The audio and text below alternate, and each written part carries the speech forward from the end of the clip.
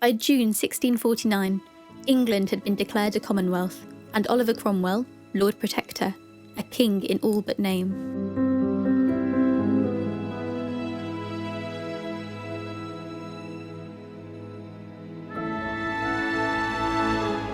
The diggers' ideas on social equality were groundbreaking, but not everyone welcomed their revolutionary stance, and locals played a huge part in disrupting their activities. Walton's local MP and Lord of the Manor, Francis Drake, led attacks on the diggers' crops and animals at every turn in the months following April 1649, in a vicious attempt to drive them off St George's Hill. On many occasions after the attacks, Winstanley and the other digger leaders were taken to St Mary's Church, where they were beaten by a rude multitude. When the campaign of physical intimidation failed, Drake employed a new tactic: prosecution. St Mary's Church acted as a beautiful makeshift prison, and diggers would often be locked up there on charges of riot. In June 1649, 10 diggers imprisoned at St Mary's awaited their trial at Kingston. When proceedings commenced in July, the captives stubbornly refused any lawyers and any kind of formal defence.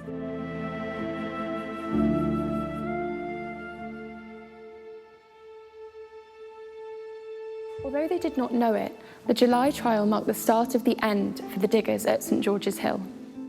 June was not the first time that St Mary's had been at the epicentre of violence caused by the diggers. The local parishioners' anger had in fact been stirred from the very beginning of the movement. On the 1st of April 1649, the same day that the diggers first set up camp at St George's Hill, the parishioners of Walton gathered here for their usual Sunday service. Yet this peaceful church and its community were about to be thrust into the centre of this emerging radical landscape.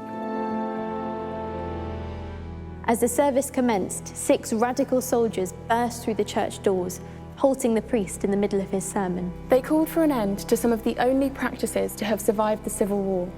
Church ministers, magistrates, the Sabbath day, tithes, and the Bible itself were all to be abolished immediately. The army were a hotbed of political radicalism at this time, and the soldiers were acting on their own authority. Yet many of the local diggers from St George's Hill seized the opportunity to accompany the soldiers and played an active role in breaking up the service by placing a mass of thorns and briars in the pulpit to stop the parson from preaching there.